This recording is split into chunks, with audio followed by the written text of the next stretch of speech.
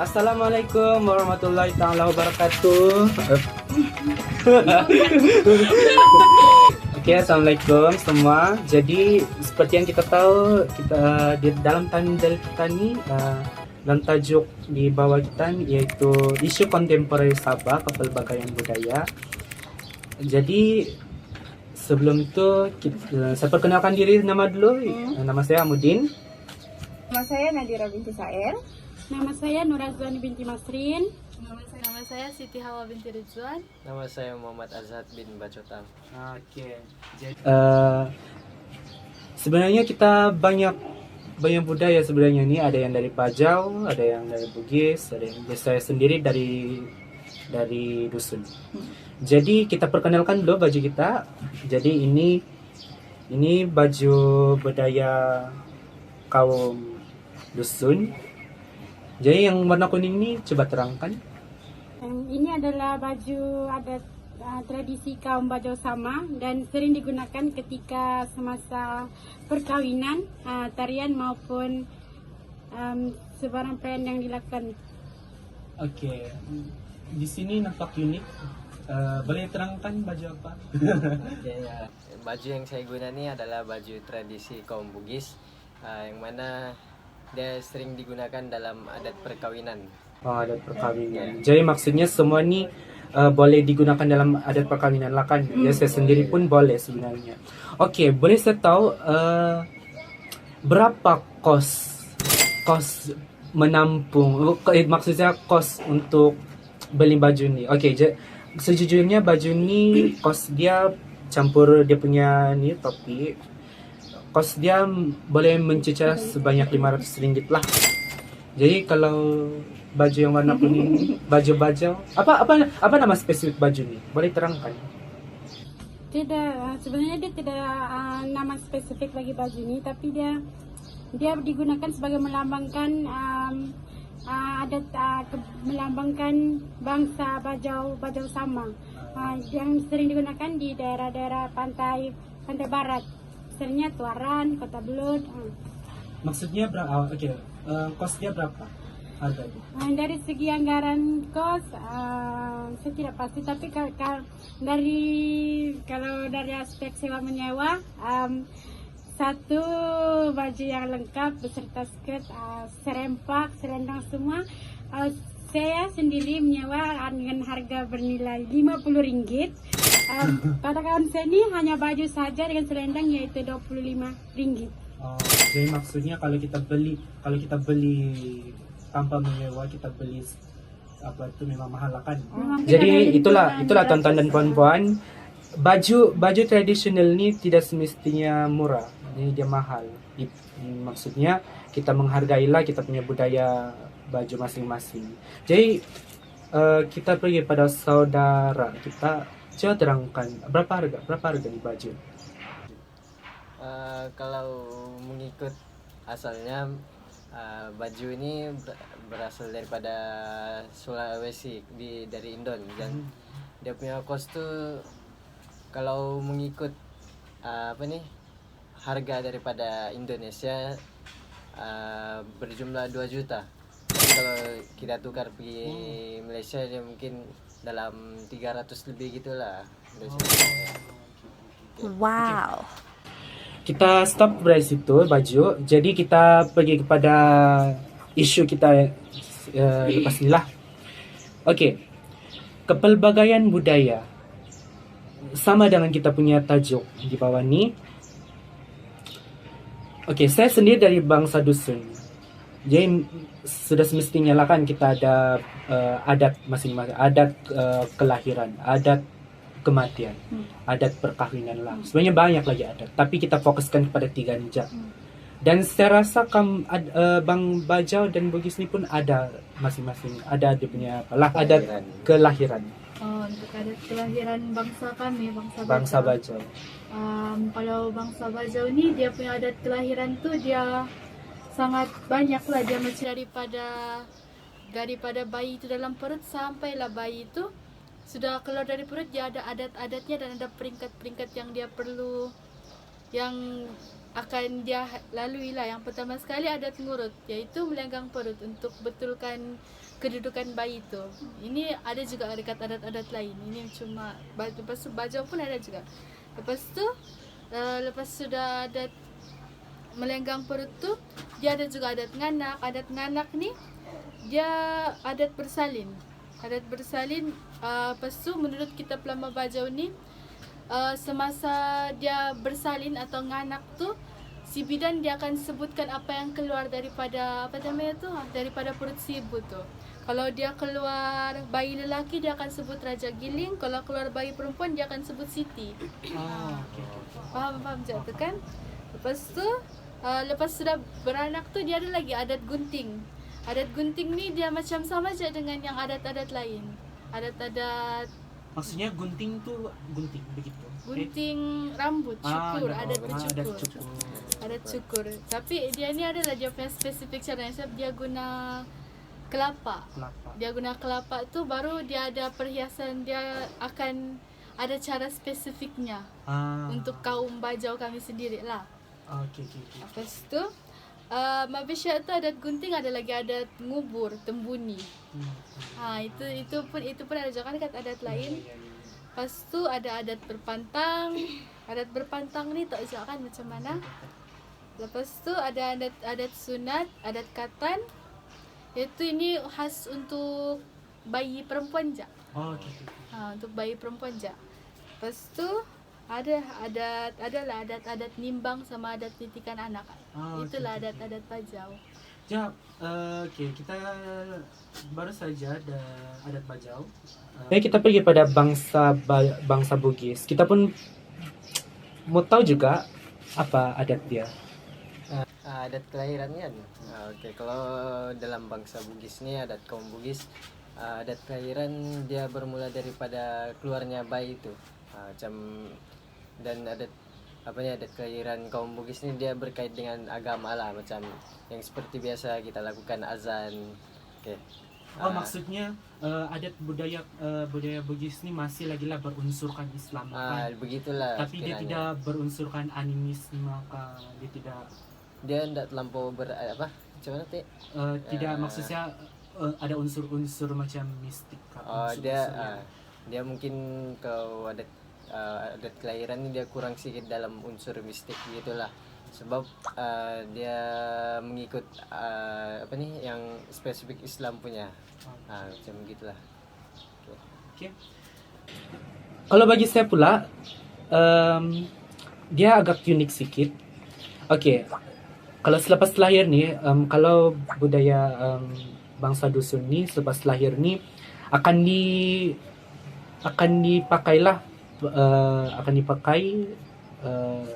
seorang bayi itu sebila memadik. Memadik ni maksud dia tu pisau kecil, iaitu untuk menghalau rogon gayo. Siapa tahu apa rogon gayo? Rogon tu hantu kan? Rogon tu hantu. Betul, rogon tu hantu. Okey. Dan selepas lahir juga akan dimainkan komburongo lah. Kamu tahu apa komburongo? Tidak. Komburongo ni sejenis rumput ataupun alat-alat untuk perubatan lah, untuk mau kasih pulih semangat. Jadi siapa yang tidak tahu, ada di gambar di sini. Jadi orang akan main-main dia lah. Dia main benda komburongo ni, jadi akan keluarlah semangat roh-roh yang keluar, yang jahat itu. Okay. Jadi kita alih kepada seterusnya, yaitu adat perkahwinan. Okey. Kita mulakan dengan bangsa saudari kita, yang bangsa Bajau. Perkawinan bagi bangsa Bajau, yang pertama yaitu akan adanya adat tilau menilau, yaitu tanya bertanya di antara pihak laki dan pihak perempuan. Seterusnya yaitu adat merisik. Adat merisiknya dipanggil mendo kepada pihak perempuan. Yang ketiga yaitu adat meminang. Adat meminang ini yaitu dipanggil dalam bahasa Bajau yaitu seruan, meminang, bertunang. Seterusnya dia akan diadakan mandi bedak dan nikah bersanding pada hari seterusnya. Okey, dalam adat tilau menilau ni pihak lelaki akan ke pihak perempuan bagi menanyakan tentang sabar. Bagi Maksudnya apa nih, status sosial? Status sosial bagi pengantin perempuan. Adakah perempuan itu sudah berkawin, dari segi tahap pendidikannya apa, dari aspek Maksudnya agama, akhlaknya. akhlak, oke. Nah, seperti itu. Tapi soal yang pendidikan nih, oke, nanti kita akan lanjutkan dengan pendidikan ini. Tapi sebelum itu, oke, teruskan. Oke, yang kedua yaitu merisik menda. Merisik menda ini akan dilakukan setelah mendapat persetujuan daripada keluarga pihak perempuan. Di situ pihak lelaki akan bawa sebentuk cincin untuk diberikan kepada pihak perempuan sebagai tanda ikatan, mengikat pihak perempuan bahwa ia ingin dijadikan sebagai istri. Oke. Yang seterusnya yaitu meminang. Meminang ini seruan bertunang. Di sini akan berlakunya sesi membawa Dulang. dibawa dulang ke pihak pengantin. Maksudnya perempuan. dulang itu hantaran kah? Hantaran.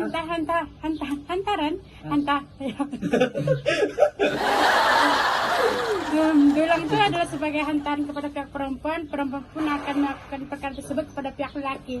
Pertunangan ini boleh terputus, namun dari segi dia punya hantaran, sekiranya pihak perempuan yang memutuskan pertunangan, hantaran tersebut tidak perlu dikembalikan semula kepada pihak lelaki. Namun sekiranya lelaki yang memutuskan pertunangan, lelaki tersebut perlu membayar semula hantaran yang diberikan. Nah, semasa seterusnya itu mandi bedak. Mandi bedak ini dilakukan pada waktu malam atau dikenali sebagai malam berinai. Di sini akan berlakunya malam merenjis, bacaan Yasin. berjanji. Dan selepas selesainya mandi bedak akan ada tarian yang dilakukan, seperti pemasangan musik kulintangan, akan adanya acara pemotongan kek di situlah. Kulintangan ini diadakan bagi memeriahkan lagi majelis mandi bedak yang dilakukan tuh. Ke dalam majelis persandingan nikah, di sini akan adanya sesi jamuan yang diberikan kepada tetamu. Kebiasaannya semasa ada persandingan nih, kaum Bajau mereka akan memakai baju tradisi ini pada hari persandingan, bagi melambangkan tradisi bersama. Oke. Pihak lelaki ini sebelum dia pergi kepada pihak perempuan, sebelum pembatalan sesi pembatalan uduk, pihak lelaki akan melalui 3 tabir, di mana akan ada seorang menyanyikan syair bagi melepasi setiap tabir-tabir yang tersebut. Oke. Begitu uniknya budaya bangsa kaum Bajau. Oke, bagaimana dengan bangsa Bugis kita nih? Bugis, oke. Perkawinan lah. Perkawinan kan. Perkawinan. Oke. Kalau dalam Bugisnya ada perkawinannya, apa nih? Dia mulai daripada merisik yang dipanggil Manu. Merisik untuk mengetahui latar belakang seorang perempuan gitulah. Lepas itu lepas merisik itu bertunang dia, tapi kalau dalam Bugis nih dia bukan dipanggil bertunang, dia panggil mendre, duit, yang bermaksud naik duit lah gitu, maksudnya bertunang, berbincang hantaran begitu. Oke, lepas itu dalam Bugis ini kejap, malam berinai. dalam Bugis ni pun ada malam berinai sebab dorang suka paling kalau Bugis ni dorang paling suka adat berinai sebab di situ banyak boleh dilakukan macam berzanji, baca Al-Quran 30 juzuk tu.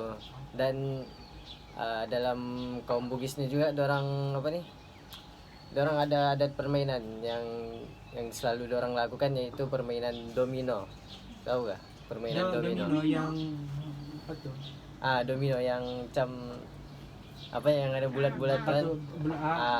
Okay. Tapi kalau dalam Bugis dorang bukan panggil domino, dorang panggil domeng. Domeng dorang panggil lah. Dorang main tem malam berinai itu. Dan selepas daripada malam berinai itu dorang orang macam biasa lah ikut yang tren-tren sekarang punya, yang potong kek apa semua. Mungkin itu aja lah kali. Oke, jadi take nota siapa yang mau kawin orang Bugis nih. Oke. Oke, jadi kita Hantaran boleh tanya kah? boleh. Kalau jenis santaran. Mungkin zaman sekarang nih orang orang selalu cakap yang berkawin dengan orang Bugis ini mungkin antarannya tinggi lah, orang bilang mesti tinggi. Tapi sebenarnya itu bukan dia tidak terpengaruhi daripada situ. Dia sebenarnya daripada kemampuan kita sebenarnya. Daripada orang Sabtu itu orang hasut-hasut siapa itu sebenarnya. Maksudnya memudahkan urusan. Kalau orang cinta, orang berkawin, buatnya dimudahkan urusan. Betul. Oke. Terusnya kita pergi kepada adat kematian. Jadi setiap budaya mesti ada adat kematian tersendirilah. Jadi kita teruskan kepada adat kematian budaya kaum Bajau. Kalau adat kematian Bajau sama nih, proses menguruskan jenazah tuh sebelum dan semasa tuh dia sama aja dengan orang dengan kaum lain tuh, mengkafankan, mengebumikan tuh. Tapi dia ada sedikit macam tambahan adat, macam contohnya balu-balu. Dalam adat menguruskan jenazah kaum Bajau tuh ada adat balu-balu. Balu-balu tuh orang kampung dia memukul gong sebanyak 3 kali menunjukkan yang ada orang meninggal. Begitu. Tapi balu-balu tuh dilakukan untuk orang yang berketurunan datuk. Kalau tidak kira ada lelaki atau perempuan. Tapi kalau bukan berketurunan datuk, dia tiada balu-balu. Kalau ada dibuat pun dia dikenakan denda. Lepas tu adat dia yang mengkafankan, mengebumikan tu itu sama je dengan adat lain. Cuma kalau yang macam jenazah tu sudah diangkat, dikasih masuk dalam orang bilang kerandak tu, ada yang masih mengamalkan lah. Di mana ahli keluarga dia tu mesti lalu di bawah kerandak tu sebanyak 3 kali lah begitu, untuk tujuan dia supaya ahli keluarga tu tidak rindu sama tu jenazah begitu. Lepas tu masa proses menguruskan jenazah tu dia ada itulah mentalkinkan, itu kan wajib kan, mentalkinkan semua kaum pun begitu.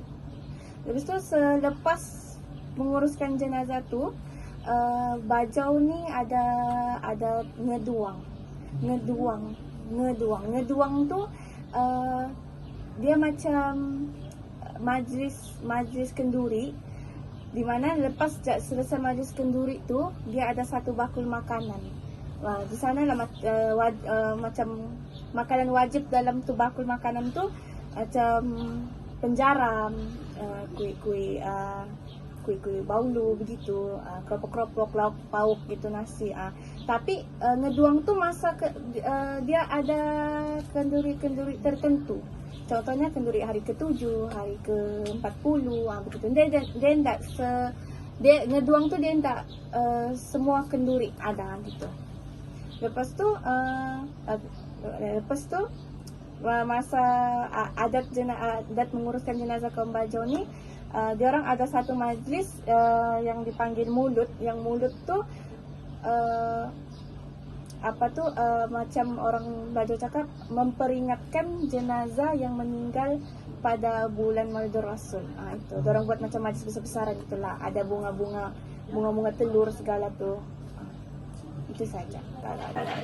Jadi kalau bangsa Bugis pula, Kalau bangsa Bugis juga dia mungkin sama juga lah kali dengan adat-adat kaum lain, macam kafan, baca jenazah tu, baca yasin apa semua. Cuma dia berbeza selepas daripada melakukan kafan, kubur apa semua tu, macam mana dorang buat kalau ada kepercayaan Bugis, baju-baju si mati itu dorang letakkan di satu tempat, supaya kenapa dorang buat begitu, sebab pada time tu juga orang-orang di situ baca Al-Quran 30 juzuk, supaya roh si mati itu di apa maksudnya macam tenang. supaya tenang. Begitulah kalau kepercayaan dorang. Yang kalau yang macam lain-lain tu mungkin yang benda biasa, yang ada kenduri 40, kenduri 100 gitulah. Begitu saja. Sama aja. Oh, jadi maksudnya kaum Bajau dan kaum Bugis ni masih diselit-selitkan lagi lah ayat-ayat Quran. Masih Islam lagi lah. Tapi berbeza pula dengan kaum dusun ni. Kaum dusun ni lebih kepada spiritual, betul-betul spiritual sebenarnya. Okey, adat kalau orang dusun ni dia ada adat mengambiru. Sebenarnya kamu ada nama spesifik dukun kah? Nama spesifik dukun? Lupa dia. Okey. Ada tapi lupa. Ada lah kan. Tapi kalau kami nama dukun kami tu maksudnya Bobohizan. Bobohizan ni dia macam dikira orang tua lah, orang yang berpengetahuan, orang yang lebih tahu tentang alam dunia spiritual ni semua ni. Okey. Jadi adat mengambiruan ni sebenarnya akan Bobohizan dia akan bermimpi sama ada si mati itu bagaimana keadaan dia dalam bagaimana keadaan si mati itu sekarang begitu contohnya. Bagaimana si mati itu meninggal dunia. Bagaimana itulah semua dalam konteks dia, dalam bahasa mimpi-mimpi dia tu. Jadi selepas saja si mati ni matilah kan. Maksudnya kematian itu akan dihebohkan lah, bukan kepada keluarga itu saja. Jadi maksudnya semua orang akan tahu dan semua orang akan memperingatilah, orang akan bersimpatilah. Jadi sebarang pekerjaan tidak boleh dilakukan lah. Kalau ada orang bekerja pun ia akan membawa sial. Dia akan membawa kemiskinan, dia akan memberi kemudaratan lah. Maknanya cuti. Sempena untuk kita memperingati si mati itulah. Menghormati. Menanam padi lagi lah amat dilarang sama sekali. Untuk pengetahuan anda, menanam padi ni memang rutin lah bagi suku kaum dusun ni. Memang rutin lah. Jadi menanam padi ni memang dilarang lah. Jadi proses untuk menyiapkan jenazah itu terutama sekali perlu dimandikan lah. Dimandikan, diwangikan, segala apa yang patut dibersihkan, dikeluarkan. Dan sekiranya si mati itu merokok, si mati itu akan diselitkan di mulut dia tu rokok. Rokok. Dan akan diletakkan di apa tujuan dia merokok tu, yang rokok untuk apa tu, supaya dia hilang kempunan lah orang bilang. Dan dia mati sudah? Ya, dan dia mati. Yalah kita kita seterusnya. Akan seterusnya mayat itu si mati akan diletakkan di bagian ruang tamu lah sekurang-kurangnya 7 hari. Ada orang 7 hari. 7 hari. Ada orang buat 3 hari, 4 hari, tapi sekurang-kurangnya 7 hari lah. Dia macam ganjil. 3-4. Lama-lama sikit lah begitu. Ini untuk supaya orang memperingati lagi tentang si mati. Jadi segala haiwan-haiwan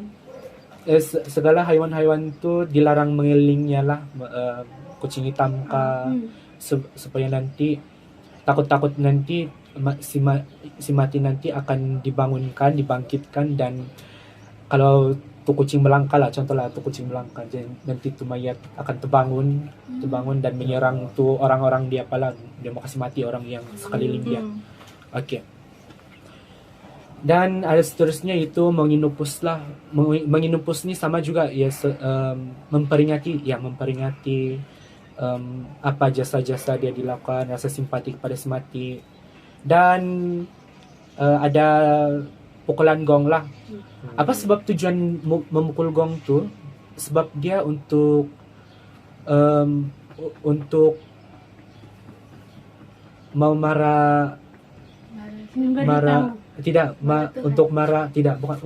bukan marah Tuhan, untuk marah iblis yang kasih mati tu apa.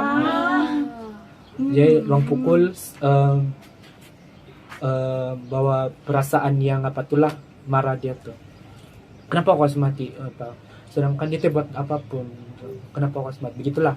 Jadi seterusnya keluarga yang kaya akan menyediakanlah, akan menyembelih lembu, haiwan-haiwan ternakan, akan orang-orang yang kaya sajalah disembelih dan dimasak, akan dihidangkan kepada orang lain lah, tetamu-tetamu. Dan sini saya selitkan lagi, kalau bila contohnya roh si mati itu akan ada proses seterusnya lah dengan kinoingan kita. Okey. Kinoingan ni kalau dalam suku kaum dusun iaitu Tuhan lah bagi kaum kami. Dan Sumundu tu isteri Tuhan dia. Jadi dia akan ada proses-proses dia lah. Ada, silap saya ada 7 proses dia lah. 7 proses dia untuk pergi ke alam semesta, untuk pergi ke syurga lah. Okey, proses-proses dia tu ada dibuat di Kinabalu, di Gunung Kinabalu. Jadi maksudnya 7 proses tu ada kena buat di Gunung Kinabalu. Jadi maksud dia ada 7 proses dia lah. Jadi ada kejujuran, kebaikan, ketaatan, semua itulah. Jadi kalau contoh siapa yang tidak melepasi ke-7 tu akan akan macam diturun di bawah tanah. Di bawah tanah tu maksudnya neraka lah. Keunikan kaum dusun. Dusun kan dia ada Islam, dia ada non-Muslim juga. Jadi dia punya adat tu sama aja. Sama aja. Tapi masa sekarang ni lebih orang kepada apalah, mengikuti agama masing-masing. Jadi adat-adat seperti ini sudah tidak akan digunakan lagi. Ini saja. Jadi secara kesimpulannya, sama minta pendapat kamu. Boleh bagi kesimpulan? Apakah siapa? Kesimpulan. Okay. Sebulan. Kesimpulannya? Maksudnya di sini apa-apa saja pun budaya, apa-apa saja pun kita punya bangsa, kita mesti menghargailah, sebab saya rasa Malaysia saja yang banyak bangsa dan budaya, Pelbagai etnik berbanding daripada negara-negara lain. Itu saja dari kami.